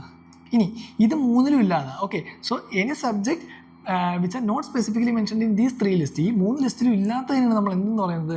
റെസിഡ്യൂറി ലിസ്റ്റ് എന്ന് പറയുന്നത്. ഓക്കെ, റെസിഡ്യൂറി പവർ എന്ന് പറയുന്നത് ഈ 3 ലിസ്റ്റിലും ഇല്ലാത്ത കാര്യമാണ് റെസിഡ്യൂറി പവേഴ്സിൽ വരുന്നത്. സോ ഇതാണ് ആര് കൈകാര്യം ചെയ്യുന്നത്? ഗവർണർ ജനറൽ കൈകാര്യം ചെയ്യുന്നത്. ഓക്കെ, സോ ഈ ഫെഡറൽ ലിസ്റ്റിലോ പ്രൊവിൻഷ്യൽ ലിസ്റ്റിലോ കൺകറൻറ്റ് ലിസ്റ്റിലോ ഇല്ലാത്ത ബാക്കി കാര്യങ്ങൾ ആ ഒരു സബ്ജക്ട്സ് ആണ് ഏത്? Special subjects which are not specifically mentioned in the 3 list. ആ സബ്ജക്ട്സിലാണ് ഏതിൽ വരുന്നത്? റെസിഡ്യൂറി പവേഴ്സിൽ വരുന്നത്. And that are handled by the governor general. Okay, so അതുകൊണ്ട് എന്താണ്? The government of India act 1935 the residuary powers were given to the governor general. Okay, so അതാണ് option B വരുന്നത്. ആൻസർ ബി ആണ് വരുന്നത്. Option B governor general answer വരുന്നത്. 38ാമത്തെ question. Next 39. Consider the following statements. The Speaker of the Legislative Assembly shall vacate his or her office if he or she ceases to be a member of the Assembly. Second statement. Whenever the Legislative Assembly is dissolved, the Speaker shall vacate his or her office immediately. Okay, again polity related ആയിട്ടുള്ള question ആണ്, നമുക്ക് എളുപ്പത്തിന് എഴുതാൻ പറ്റുന്നതാണ്. കാരണം first statement പറയുന്നതാണ് the speaker of the legislative assembly shall vacate his or her office if he or she ceases to be a member of the assembly. Okay, കാരണം എന്താണ്, ആ സ്റ്റേറ്റ്മെൻറ്റ് ശരിയായിട്ടുള്ള സ്റ്റേറ്റ്മെൻ്റ് ആണ്. കാരണം speaker of the legislative assembly എന്ത് vacate ചെയ്യണം, shall vacate his or her office if he ceases to be a member of the assembly. ആ അസംബ്ലിയിലെ മെമ്പറായ എന്താണ് ആ ഒരു ഓഫീസ് വെക്കേറ്റ് ചെയ്യണം. സോ ആ ഒരു സ്റ്റേറ്റ്മെൻറ്റ് എന്താണ് ശരിയായിട്ടുള്ള സ്റ്റേറ്റ്മെൻ്റ് ആണ്, നമുക്കറിയാം. ഓക്കെ, ആർട്ടിക്കിൾ 179A ഇതിനെപ്പറ്റി പറയുന്നുണ്ട്. ആർട്ടിക്കിൾ 179A പറയുന്നത് എന്താണ്, a member holding office as a speaker or deputy speaker of an assembly shall vacate his office if he ceases to be a member of the assembly. Okay, അതാണ് article 179A പറയുന്നത്. Second statement നോക്കി, whenever a legislative assembly is dissolved, the speaker shall vacate his or her office immediately. നമുക്കറിയാം എന്താണ്, legislative assembly dissolve ആയാലും എന്താണ് speaker immediately ആയിട്ട് എന്താണ് vacate ചെയ്ത് പോകാൻ പാടില്ല. കാരണം സ്പീക്കറിൻ്റെ കസേര അല്ലെങ്കിൽ സ്പീക്കറിൻ്റെ ചെയർ എന്താണ് അവിടെ വെക്കേറ്റ് ആവാൻ പാടില്ല. നെക്സ്റ്റ് സിറ്റിംഗ് വരുന്നവരെ എന്താണ് പുതിയൊരു സ്പീക്കറിനെ സെലക്ട് ചെയ്യുന്നവരെ എന്തായിരിക്കും ഈ പഴയ സ്പീക്കർ തന്നെയായിരിക്കും അവിടെ ഇരിക്കുന്നത്. സോ ആ ഒരു സ്റ്റേറ്റ്മെൻറ്റ് എന്താണ് തെറ്റാണ്, അത് നമുക്ക് അറിയാവുന്നതാണ്. നമ്മൾ ഒരുപാട് എന്താണ് നമ്മൾ കേട്ടിട്ടുള്ളതാണ്, നമ്മുടെ പൊളിറ്റിയിലൊക്കെ എന്താണ് ഒരുപാട് വായിച്ചിട്ടുള്ളതായിരിക്കും. So whenever the legislative assembly is dissolved, the speaker shall not vacate his office ആണ്. ഓക്കെ, ഇവിടെ ഷാൾ വെക്കേറ്റ് ആണ് പറഞ്ഞേക്കുന്നത്, അപ്പോൾ എന്താണ് shall not vacate his office എന്ന് പറയുന്നത്. ഓക്കെ, സോ അതും ആർട്ടിക്കിൾ 179 പറയുന്നുണ്ട്. Okay, so whenever the legislative assembly is dissolved, the speaker does not vacate his office immediately before the first meeting of the assembly after the dissolution. Okay, so അതുവരെ എന്താണ് he can continue in his office. Okay, സ്പീക്കറിന് എന്താണ് അദ്ദേഹത്തിൻ്റെ ഓഫീസിൽ continue ചെയ്യാനായിട്ട് പറ്റും. So answer ഏതായിരിക്കും, answer 39, answer option A ആയിരിക്കും, 1 only മാത്രമാണ്. ഓക്കെ, നെക്സ്റ്റ് 40ാമത്തെ ക്വസ്റ്റ്യൻ നോക്കാം. Which one of the following reflects the most appropriate relationship between law and liberty? ലോയും ലിബർട്ടിയും തമ്മിലുള്ള ഏറ്റവും അപ്രോപ്രിയേറ്റ് ആയിട്ടുള്ള റിലേഷൻ ഏതാണ് ചോദിച്ചേക്കുന്നത്. ഫസ്റ്റ് സ്റ്റേറ്റ്മെൻറ്റ് നോക്കി, if there are more laws there is less liberty. ഒരുപാട് ലോസ് ഉണ്ടെങ്കിൽ ലിബർട്ടി കുറവായിരിക്കും എന്നാണ് പറഞ്ഞേക്കുന്നത്. Second, if there are no laws there is no liberty. Option C, if there is a liberty laws have to be made by the people. And if laws are changed too often liberty is in danger. So ഇതിൽ ഏതാണ് correct ആയിട്ടെന്നാണ് ചോദിച്ചേക്കുന്നത്. Answer ഏതാണ്, answer option B ആണ്. If there are no laws there is no liberty. Laws ഇല്ലെങ്കിൽ അവിടെ എന്താണ് liberty ഇല്ല. അതാണ് എന്ത് ലിബർട്ടിയും ലോയും തമ്മിൽ ഏറ്റവും അപ്രോപ്രിയേറ്റ് ആയിട്ടുള്ള റിലേഷൻഷിപ്പ് എന്ന് പറയുന്നത്. ഓക്കെ, ജോൺ ലോക്കിൻ്റെ ഒരു കോട്ട്സ് ഉണ്ട്. ജോൺ ലോക്കിൻ്റെ ഒരു കോട്ട്സിൽ പറയുന്നത് എന്താണ്, where there is no law, where there is no law there is no freedom. So where there is no law there is no freedom. ഇതെന്താണ് ജോൺ ലോക്കിൻ്റെ ഒരു കോട്ട്സ് ആണ്. സോ അവിടെ പറയുന്നത് എന്താണ്, ലോ ഇല്ലെങ്കിൽ, so if there is no law there is no freedom. Okay, so അതാണ് 14th question. Answer അപ്പോൾ എന്തായിരിക്കും, ആൻസർ ഓപ്ഷൻ ബി ആണ്. If there is no law there is no liberty. Okay, next 41. Consider the following statements. First statement, no criminal proceedings shall be instituted against the governor of a state in any courts during his term of office.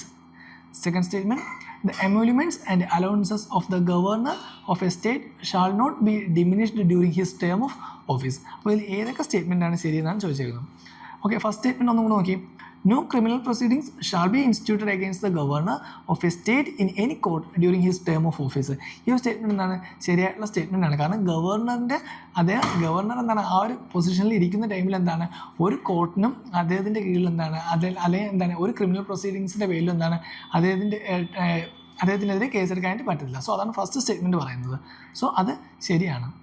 And also second statement, the emoluments and allowances of the governor of a state shall not be diminished during his term of office. ഈ ഒരു statement എന്താണ് ശരിയാണ്. Okay, so both 1 and 2 correct ആണ്. Option എന്തായിരിക്കും, C ആയിരിക്കും. Okay, article 361 പറയുന്നുണ്ട് എന്താണ്, president and governor's of States enjoy personal immunity from legal proceedings for their official act. Okay, so അതാണ് ആർട്ടിക്കിൾ 361 പറയുന്നത്, പേഴ്സണൽ ഇമ്മ്യൂണിറ്റി അതിൽ പറയുന്നുണ്ട്. അതുപോലെ ആർട്ടിക്കിൾ 158 ക്ലോസ് 4 പറയുന്നത് എന്താണ്? Emoluments and allowances of governors shall not be diminished during his term of office. So അത് article 158(4) പറയുന്നതാണ്. Okay, അതാണ് സെക്കൻഡ് സ്റ്റേറ്റ്മെൻറ്റ് പറയുന്നത്. സോ അതുകൊണ്ട് എന്താണ് ബോത്ത് സ്റ്റേറ്റ്മെൻറ്റ് 1 and 2 റൈറ്റ് ആണ്. Okay, article 361 article 158 clause 4. Okay, so 41 answer option C ആയിരിക്കും. Both 1 and 2 are right. Next 42. The well-known painting Bani Thani belongs to the Bundi School, Jaipur School, Kangra School, Kishangarh School. അപ്പോൾ ഇത് ഏതിലാണ് ബാനി താനി paintings വരുന്നതാണ് ചോദിച്ചേക്കുന്നത്. Answer ഏതാണ്? Answer option D ആണ്. കിഷൻഗർ സ്കൂളിലാണ് വരുന്നത്. അപ്പോൾ എന്താണ് ബാനി താനി പെയിൻറ്റിങ് എന്ന് നമ്മൾ കേട്ടിട്ടുണ്ടോ? ചിലപ്പോൾ ഇതിൻ്റെ വേറൊരു പേര് പറയുന്നത് അറിയാമായിരിക്കും. ഇന്ത്യാസ് മൊണാലിസ എന്നാണെന്ത് ഈ ഒരു പെയിൻറ്റിങ് അറിയപ്പെടുന്നത്. സോ ബാനി താനി പെയിൻറ്റിങ് അല്ലെങ്കിൽ ഇതിന് അറിയപ്പെടുന്നതാണ് ഇന്ത്യാസ് മൊണാലിസ എന്നാണ് അറിയപ്പെടുന്നത്. സോ അത് കിഷൻഗർ സ്കൂളിൽ വരുന്നതാണ്. ഓക്കെ, അപ്പോൾ എന്താണ് ഈ ബാനി താനി പെയിൻറ്റിങ് എന്ന് പറയുന്നത്? ഒരു 18th സെഞ്ച്വറിയിലെ ഒരു ഇന്ത്യൻ മിനിയേച്ചർ പെയിൻറ്റിങ്സ് ആണ് എന്ന് പറയുന്നത് ബാനി താനി എന്ന് പറയുന്നത്. 18th സെഞ്ച്വറിയിലുണ്ടായിരുന്ന ഒരു മിനിയേച്ചർ പെയിൻറ്റിങ്. ഓക്കെ, ജസ്റ്റ് ഒന്ന് ഗൂഗിളിൽ നോക്കി നമുക്ക് ആ ഒരു പെയിൻറ്റിങ് കാണാം. ഓക്കെ, ആൻഡ് ആരായിരുന്നു ഇതിൻ്റെ ആർട്ടിസ്റ്റ് എന്ന് പറയുന്നത്? നിഹാൽ ചന്ദ് ആണെന്ത് ഇതിൻ്റെ ആർട്ടിസ്റ്റ്. നിഹാൽ ചന്ദാണ് ബാനി താനി പെയിൻറ്റിങ്ങിൻ്റെ ആർട്ടിസ്റ്റ് എന്ന് പറയുന്നത്, നിഹാൽ ചന്ദ്. ഓക്കെ, ആൻഡ് ഈ സബ്ജക്റ്റ് എന്താണ് പറയുന്നത്? ഈ ബാനി താനി പെയിൻറ്റിങ്ങിൻ്റെ സബ്ജക്റ്റിൽ എന്താണ് വരുന്നത്? അതായത് the painting depicts a woman named Bani Thani who was a singer and poet in the court of Raja Sawant Singh. Raja Sawant സിംഗിൻ്റെ കോർട്ടിലെ ഒരു പോയറ്റും അതുപോലെ എന്താണ് സിംഗറും ആരെന്ന് പറയുന്നത് ഈ ബാനി താനി എന്ന് പറയുന്ന ലേഡി എന്ന് പറയുന്നത്. സോ അതുമായിട്ട് റിലേറ്റഡ് ആയിട്ടുള്ള ഒരു പിക്ചറാണ് ഇത് ബാനി താനി പെയിൻറ്റിങ്സ് വരുന്നത്. ആരായിരുന്നു ഇതിൻ്റെ ക്രിയേറ്റർ അല്ലെങ്കിൽ ആരായിരുന്നു ഇതിൻ്റെ ആർട്ടിസ്റ്റ് എന്ന് പറയുന്നത്? നിഹാൽ ചന്ദ് ആണ്. ഇന്ത്യാസ് മൊണാലിസ എന്താണ് ഈ ഒരു ഇമേജിന് അറിയപ്പെടുന്നുണ്ട്. 18th സെഞ്ച്വറിയിലാണ് ഇത് ക്രിയേറ്റ് ചെയ്തത്, അല്ലെങ്കിൽ ഈ ഒരു ചിത്രം വരച്ചത്. ഓക്കെ, സോ അതാണ് 42ാമത്തെ ക്വസ്റ്റ്യൻ. ആൻസർ കിഷൻഗർ സ്കൂളാണ്. Next 43. What is terminal high altitude area defense? THAAD, sometimes seen in the news. Okay, അപ്പോൾ താഡ് സിസ്റ്റത്തിന് വേണ്ടി എന്താണ് താഡ് അല്ലെങ്കിൽ terminal high altitude areas defence എന്താണെന്നാണ് ചോദിച്ചിരിക്കുന്നത്. അഗെയിൻ കറണ്ട് അഫയേഴ്സ് റിലേറ്റഡ് ആയിട്ടുള്ളതാണ്, ന്യൂസിൽ വന്ന ക്വസ്റ്റ്യൻ ആണ്. So option A an Israeli radar system, option B India's indigenous anti missile programme, option C an American anti missile system, option D a defence collaboration between Japan and South Korea. Just option B എടുത്തേ. നമുക്കറിയാം ഇന്ത്യയുടെ indigenous ആയിട്ടുള്ള anti missile system ഏതൊക്കെയാണ്? നമുക്ക് തന്നെ ballistic missile defence programme ഉണ്ട്, ballistic missile defence programme. പിന്നെന്താണ് നമുക്ക് നമ്മുടെ ആകാശ് പോലുള്ള പ്രോജക്ട്സുകളൊക്കെ ഉണ്ട്. ഓക്കെ, പ്രോജക്ട്സിലേക്ക് ആകാശ്. അപ്പോൾ ഇതൊക്കെയാണ് എന്ത് ഇന്ത്യയിലെ ഇൻഡിജിനസ് ആൻറ്റി മിസൈൽ പ്രോഗ്രാംസ് എന്ന് പറയുന്നത്. സോ അതുകൊണ്ട് എന്താണ് ആ ഒരു ഇതല്ല, താടെന്ന് പറയുന്നത് എന്താണ് ഇന്ത്യയിൽ വരുന്നതല്ല. സോ ആ ഒരു ഓപ്ഷൻ അല്ല നമുക്ക് മനസ്സിലാക്കാൻ പറ്റും. കാരണം ഇന്ത്യയിലെ ഇൻഡിജിനസ് ആൻറ്റി മിസൈൽ പ്രോഗ്രാംസ് ഒക്കെയാണ് ബാലിസ്റ്റിക് മിസൈൽ ഡിഫൻസ് പ്രോഗ്രാം. പിന്നെ എന്താണ് നമുക്ക് പ്രോഗ്രാംസ് പോലെ ആകാശ് പോലുള്ള പ്രോഗ്രാംസ് ഇതെല്ലാം എന്താണ് നമ്മുടെ ഇന്ത്യയിലുള്ളതാണ്. സോ അതല്ല. പിന്നെ ഉള്ളത് ഏതാണ്?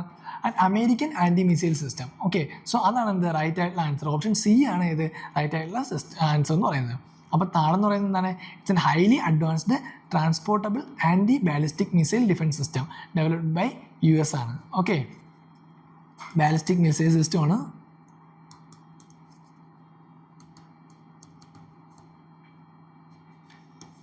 Developed by ഹൂം?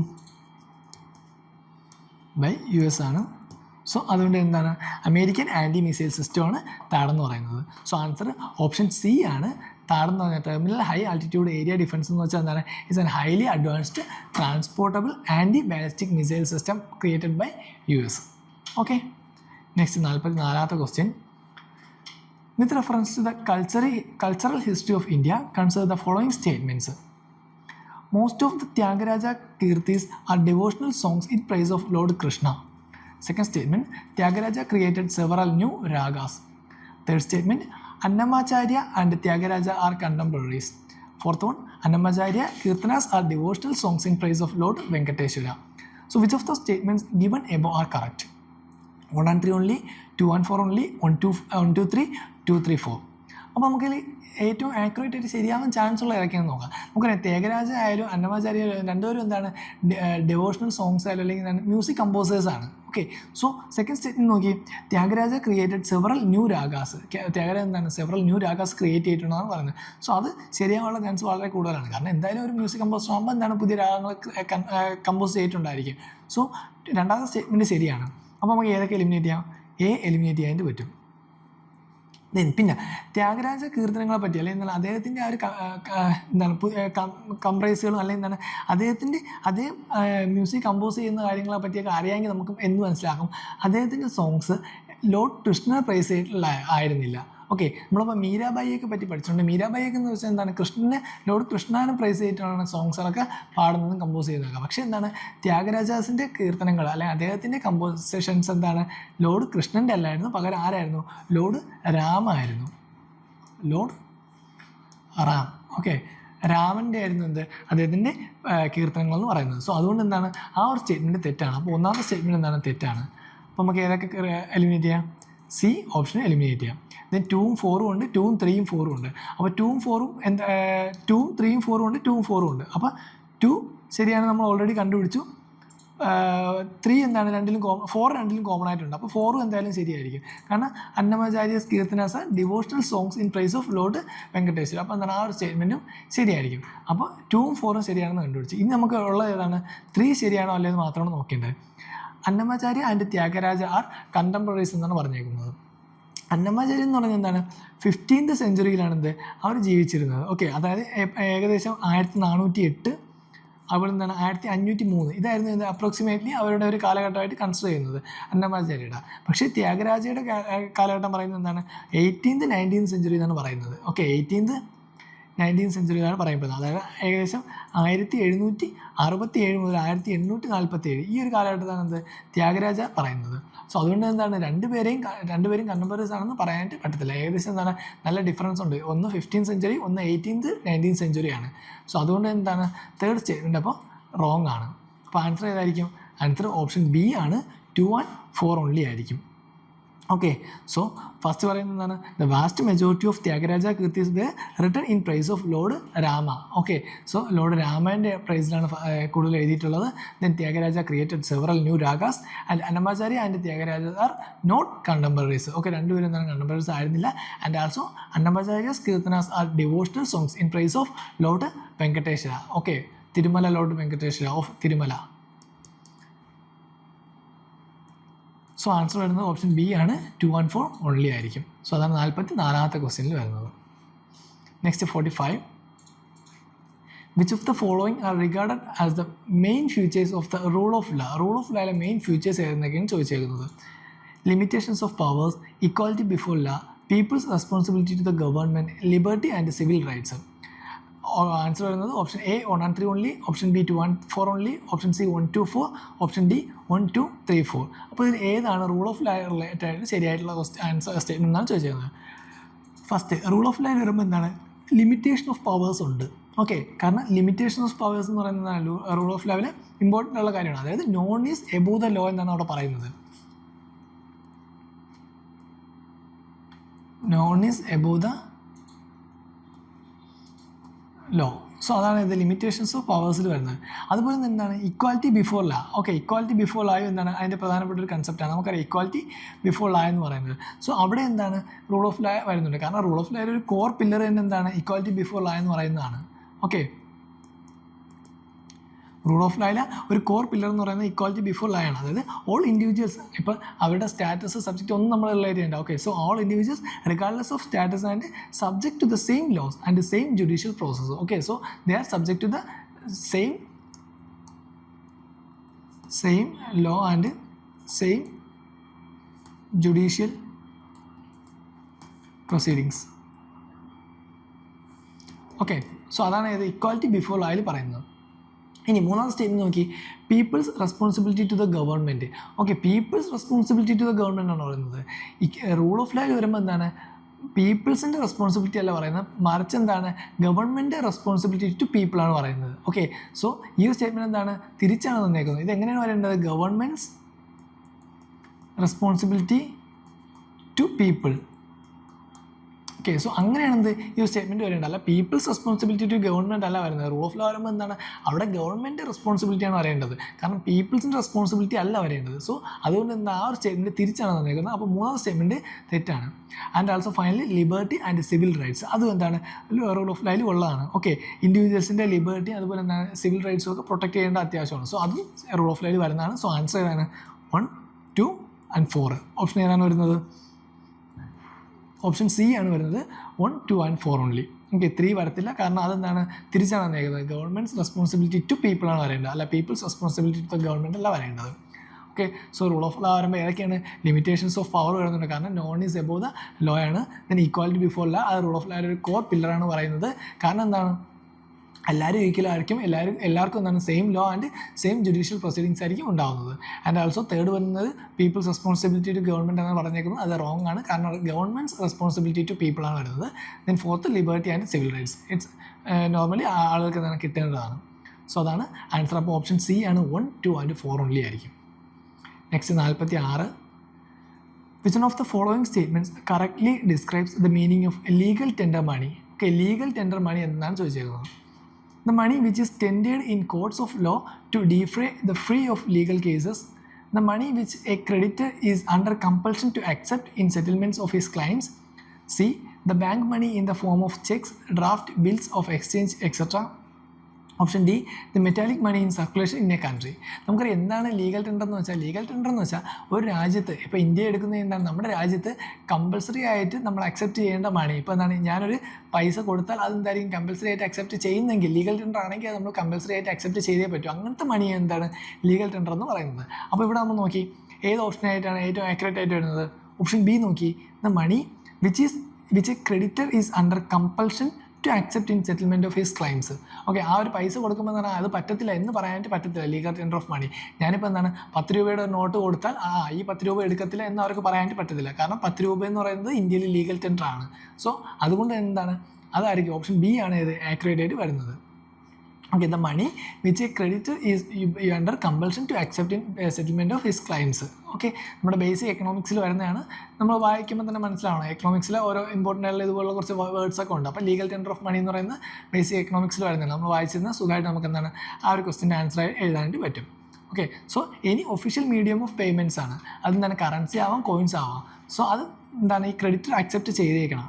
ആ ഒരു മണി എന്ന് പറയുന്നത് ലീഗൽ ടെൻഡർ മണി എന്ന് പറയുന്നത്. ഓക്കെ, അതാണ് 46ാമത്തെ ക്വസ്റ്റ്യൻ. ഓപ്ഷൻ ബി ആയിരിക്കും. Next 47. If a commodity is provided free to the public by the government, then the opportunity cost is 0. The opportunity cost is ignored. The opportunity cost is transferred from the consumer of the product to the tax-paying public. The opportunity cost is transferred from the consumer of the product to the government. അപ്പോൾ എന്താണ് government എന്തോ ഒരു സാധനം ഒരു commodity free ആയിട്ട് കൊടുക്കുകയാണ്. അപ്പോൾ അതിൻ്റെ ഓപ്പർച്യൂണിറ്റി കോസ്റ്റ് എന്ത് സംഭവിക്കുന്നതെന്ന് ചോദിച്ചേക്കുന്നത്. ഓക്കെ, എന്നാലും ഓപ്പർച്യൂണിറ്റി കോസ്റ്റ് 0യും നമുക്ക് ഇഗ്നോർ ചെയ്യാനും പറ്റത്തില്ല. പിന്നുള്ള നമുക്ക് 2 ഓപ്ഷൻ എന്ന് വെച്ചാൽ എന്താണ് opportunity cost transferred from the consumers to the consumer of the product to the tax paying പബ്ലിക്കിലോട്ട് പോകും. അതുപോലെ എന്താണ് transfer to the consumer of the product to the ഗവൺമെൻറ്റിലേക്ക് പോകും. അപ്പോൾ ഇതിൽ ഏതായിരിക്കും ഏറ്റവും ആക്യുറേറ്റ് ആയിട്ട് വരുന്നത്? ഇത് രണ്ടും നമുക്കൊരു ഡൗട്ട് വരുന്ന സ്റ്റേറ്റ്മെൻറ്റ്സ് ആയിരിക്കും. പക്ഷേ നമ്മൾ വിചാരിക്കും എന്തായിരിക്കും, കാരണം ഗവൺമെൻറ് ഫ്രീ ആയിട്ട് കൊടുക്കുന്നു. അപ്പോൾ എന്താണ് ഇതിൻ്റെ ഓപ്പർച്യൂണിറ്റി കോസ്റ്റ് എന്താണ് ഗവൺമെൻറ്റിലേക്ക് ട്രാൻസ്ഫർ ആവും എന്നാണ് നമുക്ക് ചിന്തിക്കുന്നത്. പക്ഷേ അങ്ങനെയല്ല. കാരണം എന്താണ് ഇവിടെ എന്താണ് ഗവൺമെൻറ് ഇത് ഡിസ്ട്രിബ്യൂഷൻസ് മാനേജ് ചെയ്യുന്നെങ്കിലും എന്താണ് ഗവൺമെൻറ് അല്ല ഇതിൻ്റെ ഇത് വായിക്കുന്നത്. ഈ ഒരു government itself does not bear the cost of an economic. Okay, ഈ ഒരു എക്കണോമിയിൽ എന്താണ് ഗവൺമെൻറ് ഇതിൻ്റെ കോസ്റ്റ് വഹിക്കുന്നില്ല. പകരം എന്താണ് ഗവൺമെൻറ് അത് ടാക്സ് പേ ചെയ്യുന്ന പബ്ലിക്കിൻ്റെ നിന്ന് മേടിച്ചിട്ടാണ് ഇതിൻ്റെ ഓപ്പർച്യൂണിറ്റി കോസ്റ്റിലോട്ട് മാറ്റുന്നത്. സോ ആൻസർ അപ്പോൾ ഏതായിരിക്കും? ആൻസർ ഓപ്ഷൻ സി ആണ്. The opportunity cost is transferred from the consumer of the product to the tax paying public. Government എവിടെ നിന്നാണ് പൈസ കിട്ടുന്നത്? അത് ടാക്സ് പേയിങ് പബ്ലിക്കിൽ നിന്നാണ്. So at the end of the day വരുന്നത് എന്താണ് എങ്ങോട്ടായിരിക്കും വരുന്നത്? ഈ ഒരു എമൗണ്ട് വരുന്നത് ടാക്സ് പേയിങ് പബ്ലിക്കിലോട്ടായിരിക്കും പോകുന്നത്, അല്ലാതെ ഗവൺമെൻറ്റിനല്ല. ഗവൺമെൻറ് എന്താണ് അവരെ കയ്യിൽ നിന്ന് ഇങ്ങനെ പൈസ എടുത്തല്ല കൊടുക്കുന്നത്. ആ ഗവൺമെൻറ് പൈസ കിട്ടുന്നത് എവിടെ നിന്നാണ്? ഈ ടാക്സ് പേയിങ് പീപ്പിളിൻ്റെ കയ്യിൽ നിന്നാണ്. സോ അതുകൊണ്ട് എന്താണ് ടാക്സ് പേയിങ് പബ്ലിക്കിലോട്ടായിരിക്കും ഈ ഒരു ഓപ്പർച്യൂണിറ്റി കോസ്റ്റ് ട്രാൻസ്ഫർ ആവുന്നത് പറയുന്നത്. ഓക്കെ, സോ നമ്മളൊരു ബിസിനസ് ഓണർ ഒരു സാധനം മിസ് ചെയ്തിട്ട് മറ്റൊന്ന് സെലക്ട് ചെയ്യുമ്പോൾ ഓക്കെ അവിടെ ഒരു ഓപ്ഷൻ എടുക്കാൻ ചാൻസ് ഉണ്ട്, ഒന്ന് മാറ്റിയിട്ട് വേറെ ഒന്ന് സെലക്ട് ചെയ്യുമ്പോൾ ഉള്ള ഒരു കോസ്റ്റ് അതിനാണ് എന്തെന്ന് പറയുന്നത് ഓപ്പർച്യൂണിറ്റി കോസ്റ്റ് എന്ന് പറയുന്നത്. സോ ഇവിടെ എന്താണ് ഓപ്പർച്യൂണിറ്റി കോസ്റ്റ് എങ്ങോട്ടാണ് ട്രാൻസ്ഫർ ആവുന്നത്? കൺസ്യൂമറിൻ്റെ കയ്യിൽ നിന്ന്. ഓക്കെ, ആ പ്രോഡക്റ്റ് വന്ന കൺസ്യൂമറിൻ്റെ നിന്ന് എങ്ങോട്ട് പോകുന്നുണ്ട്? ടാക്സ് പേയിങ് പബ്ലിക്കിൻ്റെ കയ്യിലായിട്ടാണ് പോകുന്നത്. നമുക്ക് ചിലപ്പോൾ ഡൗട്ട് വന്നിട്ട് നമ്മൾ ഗവൺമെൻറ്റിലേക്ക് വരുന്നത് എഴുതി വയ്ക്കാം. പക്ഷേ നമ്മൾ ഡീപ്പായിട്ട് ചിന്തിക്കുമ്പോൾ എന്താണ് ഗവൺമെൻറ്റിന് എവിടെ നിന്നാണ് ഈ പൈസ കിട്ടുന്നത്? അത് ടാക്സ് പേയിങ് പബ്ലിക്കിൻ്റെ കയ്യിൽ നിന്നാണ്. സോ അതുകൊണ്ട് എന്താണ് അവസാനമായിട്ട് ലാസ്റ്റിലേക്ക് വരുമ്പോൾ എവിടെയാണ് വരുന്നത്? The product to the tax paying public ആയിരിക്കും വരുന്നത്. സോ ആൻസർ ഏതായിരിക്കും? ആൻസർ ഓപ്ഷൻ സി ആയിരിക്കും വരുന്നത്. So the opportunity cost is transferred from the consumer of the product to the tax paying public ആയിരിക്കും വരുന്നത്. ഓക്കെ, സോ അതാണ് 47ാമത്തെ question. Answer option C ആണ്. നെക്സ്റ്റ് 48ാമത്തെ ക്വസ്റ്റ്യൻ നോക്കാം. Increase in absolute and per capita real GNP do not connote a higher level of economic development if industrial output fails to keep pace with agricultural output fails to keep pace with industrial output, poverty and unemployment increases, import grow faster than exports. അപ്പോൾ ഏത് സ്റ്റേറ്റ്മെൻറ്റാണ് ശരിയെന്നാണ് ചോദിച്ചേക്കുന്നത്. Increase in absolute and per capita real GDP, പക്ഷേ അവിടെ higher level of economic development നടക്കുന്നില്ല. Okay, absolute and per capita real GNP എന്താണ് increase ആവുന്നതെങ്കിൽ ഹയർ ലെവൽ ഓഫ് എക്കണോമിക് ഡെവലപ്മെൻറ്റ് നടക്കുന്നില്ല. കാരണം എന്തായിരിക്കും? കാരണം അവിടെ പോവർട്ടിയും അൺഎംപ്ലോയ്മെൻറ്റും ഇൻക്രീസ് ആയിരിക്കും. ഓക്കെ, ഓപ്ഷൻ സി ആയിരിക്കും വരുന്നത്. Poverty unemployment. നമുക്കിപ്പോൾ എക്കണോമിക് ഗ്രോത്ത് എന്ന് വെച്ചാൽ എന്തായിരിക്കും? എക്കണോമിക് ഗ്രോത്ത് എന്ന് വെച്ചാൽ എന്താണ്? Increase in the national income ആയിരിക്കും അവർ ഉദ്ദേശിക്കുന്നത്. Okay, increase in the national income. Okay, real national ഇൻകത്തിന് ഇൻക്രീസ് ആയിരിക്കും എന്ത്? എക്കണോമിക് ഗ്രോത്ത് പറയുന്നത്. അല്ലെങ്കിൽ എന്താ നാഷണൽ ഔട്ട്പുട്ട് നമുക്ക് പറയാം. നാഷണൽ ഔട്ട്പുട്ട് അല്ലെങ്കിൽ എന്താണ് റിയൽ നാഷണൽ ഇൻകത്തിൻ്റെ ഇൻക്രീസിനാണ് എക്കണോമിക് ഗ്രോത്ത് എന്ന് പറയുന്നത്. അതെന്താണ്? ഒരു ക്വാണ്ടിറ്റേറ്റീവ് ആയിട്ടുള്ളൊരു മെഷറാണ്. എക്കണോമിക് ഗ്രോത്ത് എന്ന് പറയുന്നത് ഒരു ക്വാണ്ടിറ്റേറ്റീവ് ആണ്. പക്ഷേ ഇവിടെ നമ്മൾ ചോദിച്ചേക്കുന്നത് എന്താണ്? എക്കണോമിക് ഡെവലപ്മെൻറ്റിനെ പറ്റിയാണ് ചോദിച്ചേക്കുന്നത്. എക്കണോമിക് ഡെവലപ്മെൻറ്റ് അതിനെന്താണ്? എക്കണോമിക് ഡെവലപ്മെൻറ്റ് ആവണമായിട്ട് നമുക്ക് എന്താണ് ക്വാണ്ടിറ്റേറ്റീവ് ആയിട്ടുള്ള ഈ ഒരു കാര്യങ്ങൾ മാത്രം ഇൻക്രീസ് ആയാൽ പോരാ. അതിൻ്റെ കൂടെ തന്നെ എന്താണ് ക്വാളിറ്റേറ്റീവ് ആയിട്ടുള്ള കാര്യങ്ങൾ വേണം. ക്വാളിറ്റേറ്റീവ് ആയിട്ടുള്ള മെഷേഴ്സ് വേണം. അതായത് എന്താണ് നമ്മുടെ ലിവിങ് സ്റ്റാൻഡേർഡ്സ്,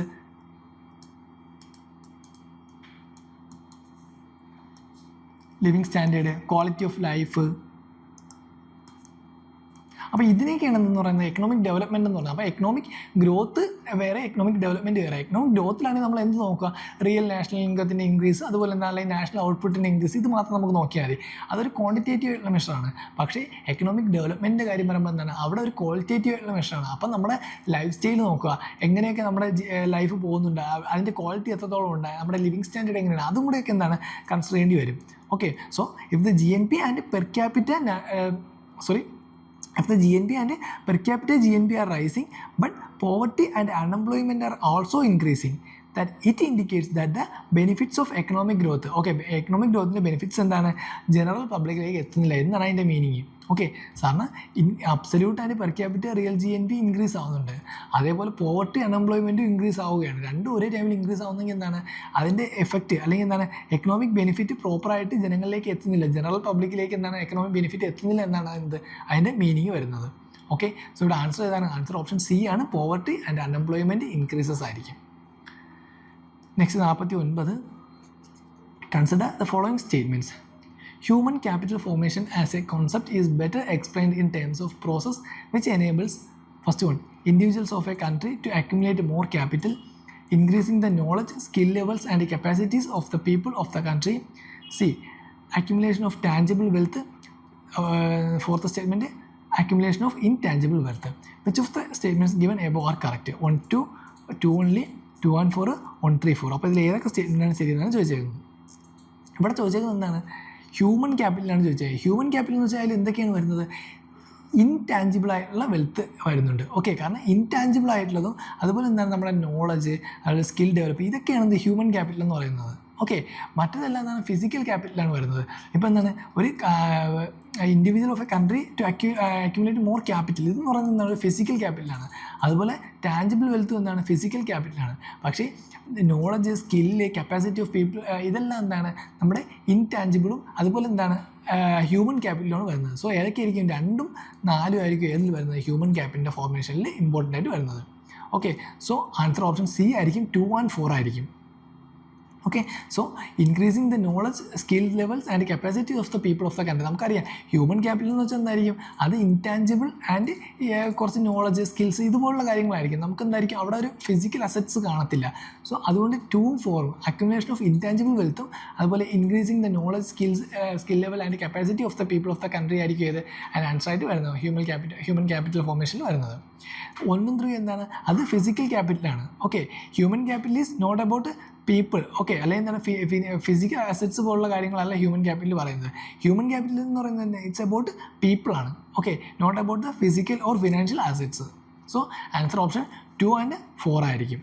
ഓക്കെ, പക്ഷേ ഇപ്പോൾ എന്താണ് ഈ ഹ്യൂമൻ ക്യാപിറ്റലും എന്തായിരിക്കും, അവരും ഫിസിക്കൽ അസറ്റ്സ് അല്ലെങ്കിൽ എന്താണ് they can significantly add value to the economy. Okay, ഇവരും എന്താണ് എക്കോണമിയിലേക്ക് സിഗ്നിഫിക്കൻ്റ്ലി വാല്യൂ ആഡ് ചെയ്യുന്നുണ്ട്. സോ അതുകൊണ്ട് എന്താണ് ഹ്യൂമൻ ക്യാപിറ്റൽസിൻ്റെ ഇമ്പോർട്ടൻസ് എക്കണോമിയിൽ വളരെ വലുതാണ്. ഓക്കെ, കൂടുതൽ ഈ സർവീസ് സെക്ടറിലൊക്കെ എന്താണ് ഹ്യൂമൻ ക്യാപിറ്റലിൻ്റെ ഇമ്പോർട്ടൻസ് വളരെ വലുതാണ്. ഓക്കെ, സോ അതുകൊണ്ട് ആൻസർ ഏതായിരിക്കും, ആൻസർ ഓപ്ഷൻ സി ആണ് 2 and 4 ഓൺലി ആയിരിക്കും. നെക്സ്റ്റ് ഇന്നത്തെ ലാസ്റ്റ് ക്വസ്റ്റ്യൻ ആണ്. Despite being a high-saving economy, capital formation may not result in significant increase in the output due to weak administrative machinery, illiteracy, high population density, high capital output ratio. അപ്പോൾ answer ഏതായിരിക്കും, സിമ്പിളായിട്ടുള്ളൊരു question നമുക്കറിയാം. കാരണം high saving economy ആയിട്ടും capital formation may not result in the significant increase in the output due to high capital output ratio കാരണമായിരിക്കും. Okay, capital output ratio എന്ന് പറഞ്ഞാൽ എന്താണ്, it's a measure the amount of capital needed to produce 1 unit of output. Okay,